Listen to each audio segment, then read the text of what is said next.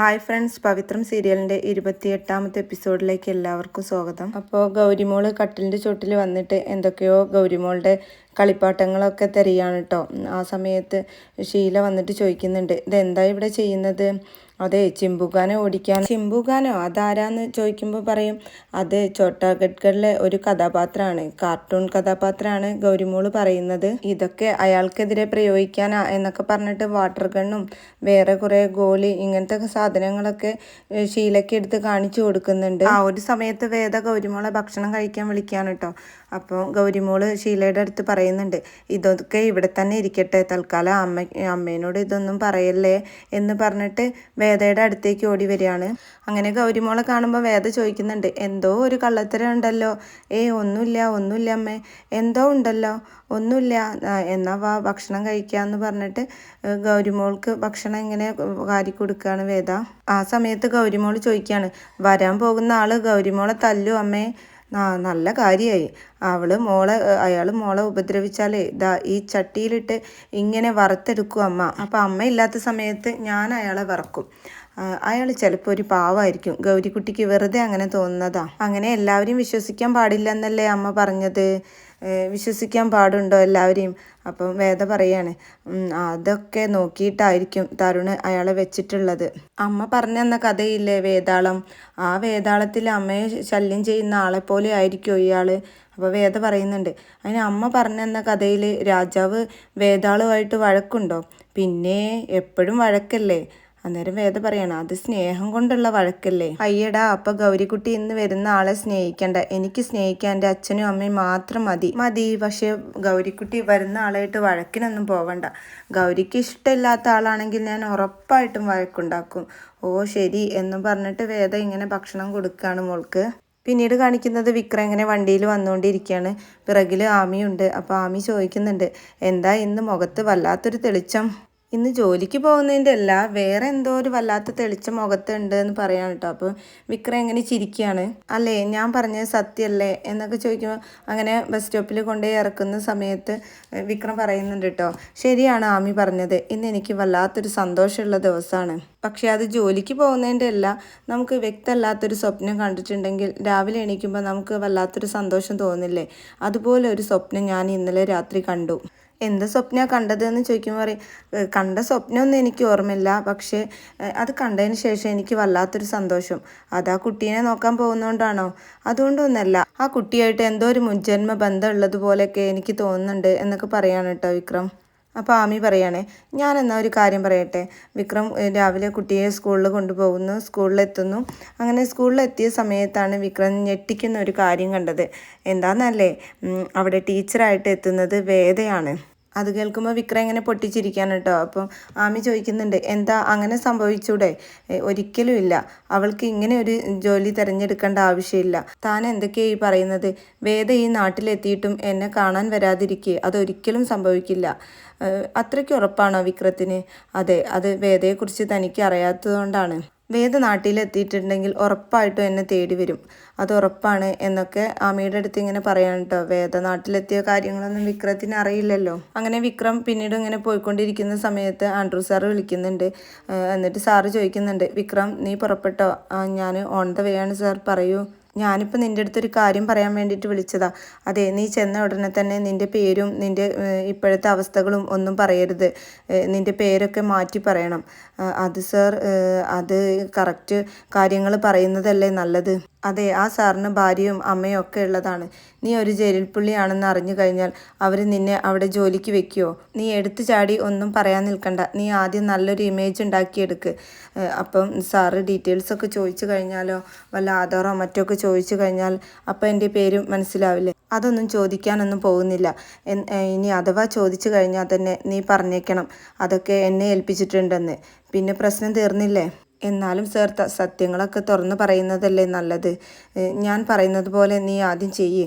നീ തിരക്ക് കൂട്ടാതെ നമുക്ക് സാവകാശം വേണ്ടതുപോലെ ചെയ്യാം. അങ്ങനെ പറയുമ്പോൾ വിക്രം പിന്നെ അതാണ് ശരിയെന്ന് വിക്രമിന് തോന്നുകയാണ്. ഈ സമയത്ത് വേദ ഇങ്ങനെ അയൺ ചെയ്തുകൊണ്ടിരിക്കുകയാണ്. പെട്ടെന്ന് വേദയ്ക്കൊരു കോള് വരികയാണ്. ഏതോ ഒരു ഫാക്ടറിക്ക് തീ പിടിച്ച് ഉടനെ എത്തണം എന്നൊക്കെ പറഞ്ഞിട്ട്. പെട്ടെന്ന് തന്നെ ഇവിടെ എത്തണം എന്ന് പറയുമ്പോൾ വേദ പറയുന്നുണ്ട്, ശരി സാറേ, ഞാൻ ഇപ്പം തന്നെ പുറപ്പെടാം. ഇവിടുന്ന് ഒരു 2 മണിക്കൂർ, അപ്പോഴേക്കും ഞാൻ അവിടെ എത്താം.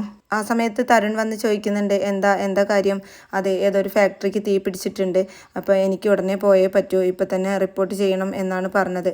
ആണോ? എന്നാൽ വേഗം വേദ പോവാൻ റെഡി ആയിക്കോ.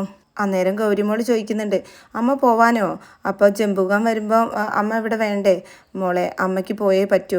ഒരു ഫാക്ടറിക്ക് തീ പിടിച്ചിരിക്കുമ്പം അമ്മ ഇവിടെ നിന്നാൽ പറ്റുമോ? അന്നേരം തരുണും ചോദിക്കുന്നുണ്ട്, അമ്മ പൊക്കോട്ടെ, അമ്മ പോയാലും അച്ഛനില്ലേ ഇവിടെ? അമ്മയുടെ ജോലി അതായില്ലേ, ഒരു പ്രശ്നം വരുമ്പം അത് പരിഹരിക്കാൻ അമ്മ പോവണ്ടേ? അപ്പം ഗൗരിമോൾ പറയുന്നുണ്ട്, അപ്പോൾ എൻ്റെ പ്രശ്നം ആരാ പരിഹരിക്കുക?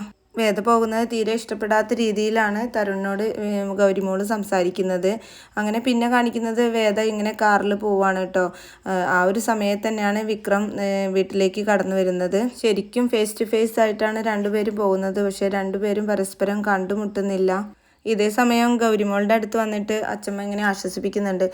എന്നിട്ട് അച്ഛമ്മ ചോദിക്കുന്നുണ്ട്, അമ്മ ആദ്യമായിട്ടാണോ മോളെ പോകുന്നത്? അച്ഛമ്മ ഒന്നും മിണ്ടാതിരുന്നേ എന്നൊക്കെ പറഞ്ഞിട്ട് അച്ഛമ്മയുടെ അടുത്ത് ചൂടാവാണ് ഗൗരിമോള്. ആ സമയത്ത് തരുൺ വരികയാണ്. എന്നിട്ട് തരുണ്, മോളെ അച്ഛൻ പറഞ്ഞതൊന്ന് കേൾക്ക്, ഈ പാലൊന്ന് കുടിച്ചേ. മോളെ, അമ്മയുടെ ജോലി അതല്ലേ, തിരക്ക് പിടിച്ച ജോലിയല്ലേ അമ്മയുടേത്, പ്രശ്നങ്ങളൊക്കെ പരിഹരിക്കണ്ടേ? അന്നേരം ഗൗരിമോൾ ചൂടായിട്ട് പറയുന്നുണ്ട്, എൻ്റെ പ്രശ്നം കേൾക്കാൻ ഇവിടെ ആരുമില്ല. മോൾക്ക് എന്താണ് പ്രശ്നം അച്ഛൻ തന്നെയല്ലേ കൊണ്ടുവന്നത്, എനിക്ക് അയാളെ കാണണ്ട. അയാളെ ചിമ്പുകാനോ അതാരാ? അതെ, ഇടയ്ക്കിടയ്ക്ക് കാർട്ടൂണൊക്കെ ഒന്ന് കാണണം, എപ്പോഴും ന്യൂസ് മാത്രം കണ്ടാൽ പോരാ. അതെ, ഏത് കാർട്ടൂണാണ് ഞാൻ കാണേണ്ടത്? അതൊക്കെ അച്ഛൻ കാണണ്ട, അച്ഛൻ അതൊക്കെ കണ്ടാലേ അച്ഛൻ അതിനുള്ള ക്ഷമയൊന്നും ഇല്ല. ചെമ്പുകാനെ കൊന്നത് ആരാണെന്നറിയോ? ഒരു രാക്ഷസനാണ്. അങ്ങനെയൊക്കെ പറഞ്ഞിട്ട് കാർട്ടൂണിലെ കഥയൊക്കെ ഗൗരിമോൾ ഇങ്ങനെ പറഞ്ഞു കൊടുക്കുകയാണ്. അന്നേരം തരുൺ, മോളെ പോവല്ലേ, ഈ പാലൊന്ന് കുടിക്കേ. എനിക്ക് ഈ പാല് മാത്രം ഞാൻ കുടിക്കില്ല എന്നറിയില്ലേ, ഇത്ര കാലമായിട്ട് അതൊന്നും അറിയില്ല, ഇതിലൊരു പൊടി ചേർക്കും, ഈ അച്ഛനിതൊന്നും അറിയില്ല എന്നൊക്കെ പറയാൻ കേട്ടോ മോള്. അങ്ങനെ മോള് പുറത്തേക്ക് വരുമ്പോഴാണ് വിക്രം വരുന്ന കാഴ്ച കാണുന്നത്. വിക്രമിനെ കണ്ടിട്ട് ഗൗരിമോൾക്ക് ആ ചിമ്പുകാൻ്റെ അതേപോലെ തോന്നുകയാണ്. എന്നാൽ ഷീലയ്ക്കാണെങ്കിലോ വിക്രമിനെ കാണുമ്പോൾ അത് വലിയ ഇഷ്ടമാവുന്നുണ്ട്.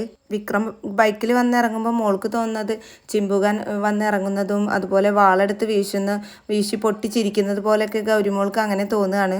ഷീലയാണെന്നുണ്ടെങ്കിലോ വിക്രമിനെ കണ്ടിട്ട് വാ പൊളിച്ച് നിൽക്കുകയാണ്.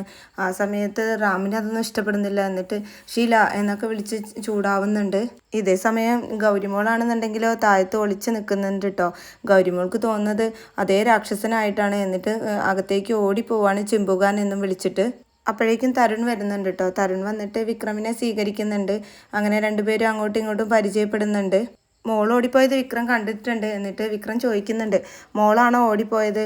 അതെ, അത് ചെമ്പുകാൻ എന്ന് പറഞ്ഞിട്ടാണ് ഓടിപ്പോയത്, അത് ഒരു കാർട്ടൂണിലെ കഥാപാത്രമാണ്.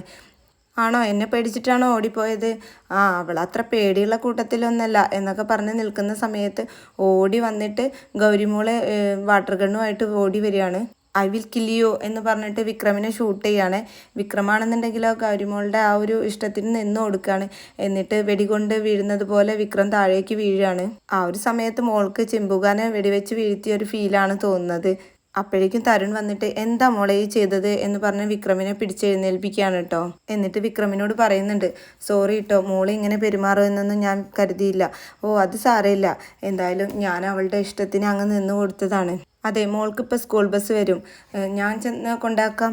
അത് വേണ്ട, അവൾ ബസ്സിൽ പോയിക്കോളും, താനെ അവളെ ഫോളോ ചെയ്താൽ മാത്രം മതി. എന്നിട്ട് തരുൺ ഇങ്ങനെ പരിചയപ്പെടുത്തുന്നുണ്ട്, എൻ്റെ പേര് തരുണ്. ആ സമയത്ത് വിക്രം ഇങ്ങനെ പെട്ടെന്ന് വി എന്ന് പറഞ്ഞിട്ട് വിശ്വം എന്ന് പറഞ്ഞ് പരിചയപ്പെടുത്തുകയാണ് കേട്ടോ. പിന്നീട് തരുണ് വിക്രമിൻ്റെ അടുത്ത് മോളെ നോക്കുന്ന കാര്യങ്ങളൊക്കെ പറഞ്ഞ് ഏൽപ്പിക്കുകയാണ്. അതെ, ഞാനിപ്പോൾ ജോലിക്ക് പോകും, പിന്നെ എന്ത് പ്രശ്നം ഉണ്ടെങ്കിലും അത് എന്നെ വിളിച്ചറിയിക്കണം. പിന്നെ വല്ല കേസും തീർക്കാനുണ്ടെങ്കിൽ അത് മോളുടെ മുന്നിൽ വെച്ച് ആവരുത് എന്നുള്ള കാര്യങ്ങളൊക്കെ വിക്രമിനെ പറഞ്ഞു കൊടുക്കുന്നുണ്ട്. അപ്പോൾ വിക്രം പറയുന്നുണ്ട്, എനിക്കറിയാം, എല്ലാം ആൻഡ്രു സാർ എൻ്റെ അടുത്ത് പറഞ്ഞിട്ടുണ്ട്. എന്തായാലും താനിവിടെ ഇരിക്കുക എന്ന് പറഞ്ഞ് അകത്തേക്ക് വിളിക്കുമ്പോൾ, വേണ്ട സാറേ, ഞാനിവിടെ പുറത്ത് നിൽക്കാം എന്ന് പറഞ്ഞിട്ട് വിക്രം അവിടെ പുറത്ത് നിൽക്കുകയാണ് കേട്ടോ.